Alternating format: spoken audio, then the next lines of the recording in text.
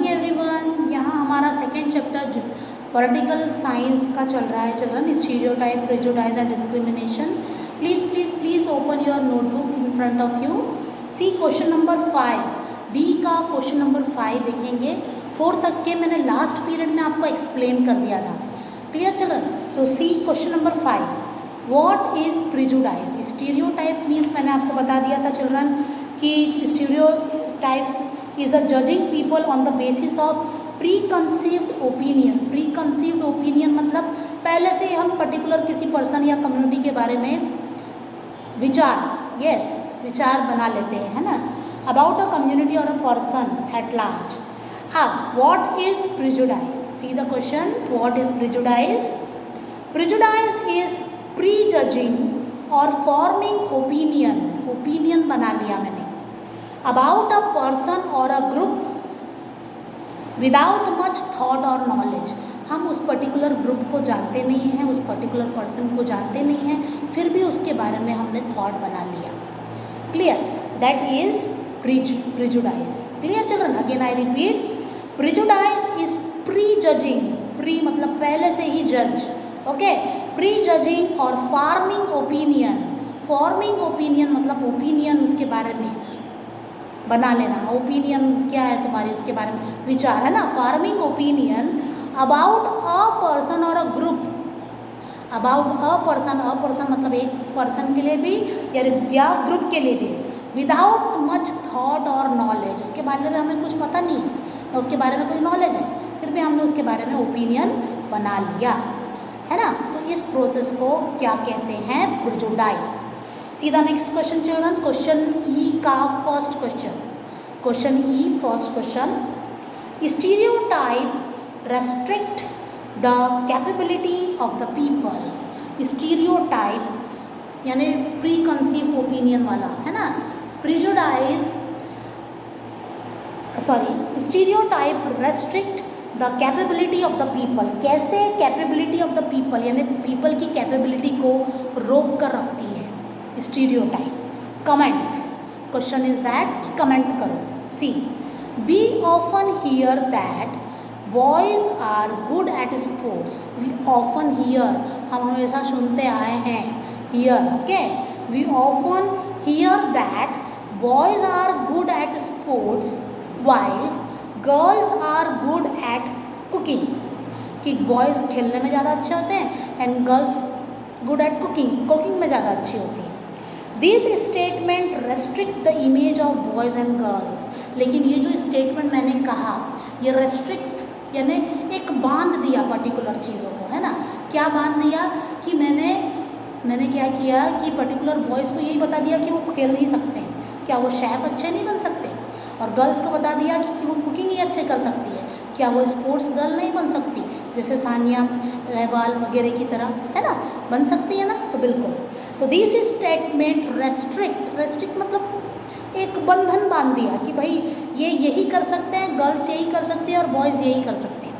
तो this statement restrict the image of boys and girls into one fix unfair idea of their capability. One fix एक हमने opinion बना ली, unfair idea of their capability कि वो कितने capable हैं, वो स्पोर्ट्स में है एंड ये कुकिंग में है, ये एक ओपिनियन बना ली उनकी कैपेबिलिटी के लिए। हाउएवर इन रियलिटी, लेकिन देखा जाए तो इन रियलिटी गर्ल्स में out perform boys in sports. Girls कभी कभी आउट परफॉर्म मतलब ज़्यादा अच्छा खेल लेती है बॉयज़ के अकॉर्डिंग। क्लियर? बॉयज़ के तुलना में गर्ल्स ज़्यादा अच्छा परफॉर्म करती है sports. While boys can be renowned cook, और बॉयज़ इतने अच्छे होते हैं कुकिंग में कि वो गर्ल्स को फेल कर देते हैं, बड़े बड़े शेफ़ कहलाते हैं। हमने देखा होगा कई बार मास्टर शेफ़ जब आते हैं तो उसमें जो जज होते हैं, वो जज कौन होते हैं? मोस्टली मैन होते हैं, और क्या बनाते हैं और क्या ओपिनियन देते हैं देखा होगा आपने। कभी आप लोगों ने उनका एपिसोड अटैम्प्ट किया होगा, आपकी मम्मी जब देख रही होगी तब, है ना। तो जो भी शेफ़ होते हैं, मास्टर शेफ़, है ना, या जो ओपिनियन बताते हैं वो ऑलवेज मैन ही होते हैं। Clear?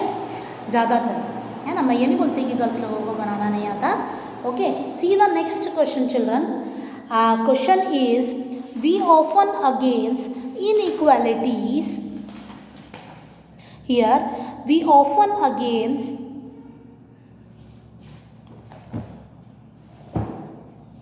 question is, sorry, we often against बोल रही हूँ मैं, the fight against inequality prevalent in Indian society was started much before making of the Constitution of India. Justify. See, fight against inequality मतलब भेदभाव है ना, तो ये इनइक्वालिटी है ना, प्रिजुडाइज, डिस्क्रिमिनेशन, स्टीरियोटाइप, ये सारी चीज़ें क्या हुई चिल्ड्रन, ये इनइक्वालिटी हुई। तो फाइट अगेंस्ट इनइक्वालिटी वाला क्वेश्चन देखेंगे। The fight against inequality prevalent in Indian society was started much before making the constitution. तो कॉन्स्टिट्यूशन के बनने के पहले ही, है ना, ये सारी चीज़ें होना शुरू हो गई थी। क्या देखते हैं, देखो, the fight against inequality prevalent in Indian society was started much before making of the constitution of India. Constitution of India के बनने के पहले ही ये सारी चीज़ें स्टार्ट हो गई थी। People who were discriminated started organising themself and demanding their various rights like gaining access to public places and facilities such as entry into the temple. Again मैं क्या बोलना चाहती हूँ कि ये जो फाइट है ना, जैसे कई लोगों ने ओपिनियन बना ली कि ये पर्टिकुलर पर्सन ऐसा ही कर सकता है, ये ग्रुप ऑफ पर्सन है ना, नेगेटिव थिंकिंग बनाना, ये सारी चीज़ें करना, तो इनके खिलाफ जो लड़ाई होती है ये कॉन्स्टिट्यूशन बनने के पहले ही स्टार्ट हो गई थी। क्लियर? यहाँ देखो, here people who were discriminated, जो पीपल को डिस्क्रिमिनेशन फेस करना पड़ा। See, the people who were discriminated started organising, एक साथ आए, started organising themselves and demanding their rights, एक साथ आके और उन्होंने क्या की, डिमांड कर दी देयर वेरियस राइट्स। कौन सी rights? Like gaining access public places, कि वो पब्लिक प्लेसेस में जा सके, है ना, उनको रोक टोक थी ना, तो कि gaining access to public places, कि वो पब्लिक प्लेसेस में जा सके, एंड फैसिलिटी, और पब्लिक फैसिलिटी को यूज़ कर सके। पब्लिक फैसिलिटीज़ क्या? पानी पीने की सुविधा, है ना, जैसे सारे लोग वहाँ से पानी भर रहे हैं तो उनको भी फैसिलिटी मिले कि वो भी भर सके, वो भी उस कुएँ का पानी यूज़ कर सके, है ना। Such as entry into the temple, जैसे पहले के में इतने भेदभाव थे चिल्ड्रन की, ये सारे लोगों को, माइनॉरिटी ग्रुप्स ऑफ पीपल को, है ना, एंटर नहीं करने दिया जाता था टेम्पल में।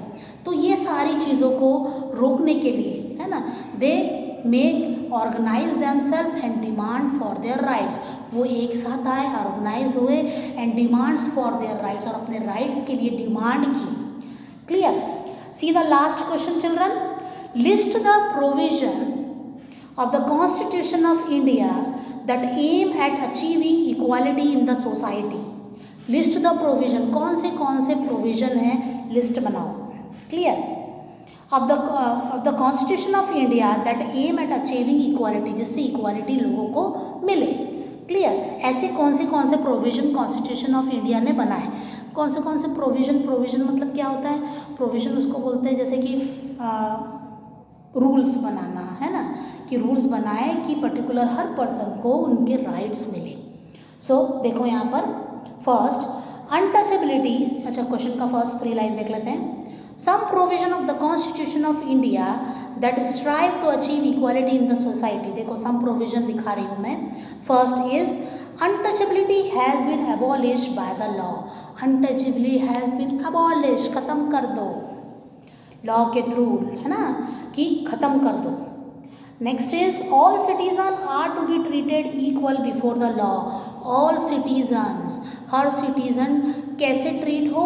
इक्वल बिफोर द लॉ, कि इक्वल रहे लॉ के आगे हर people, whether they are poor, rich और वॉट एवर। ओके, तो second question I repeat, all citizen are to be treated equal before law. हर किस सिटीजन के साथ ऐसा ट्रीट हो कि वो इक्वल हो बिफोर द लॉ, लॉ के आगे वो इक्वल हो।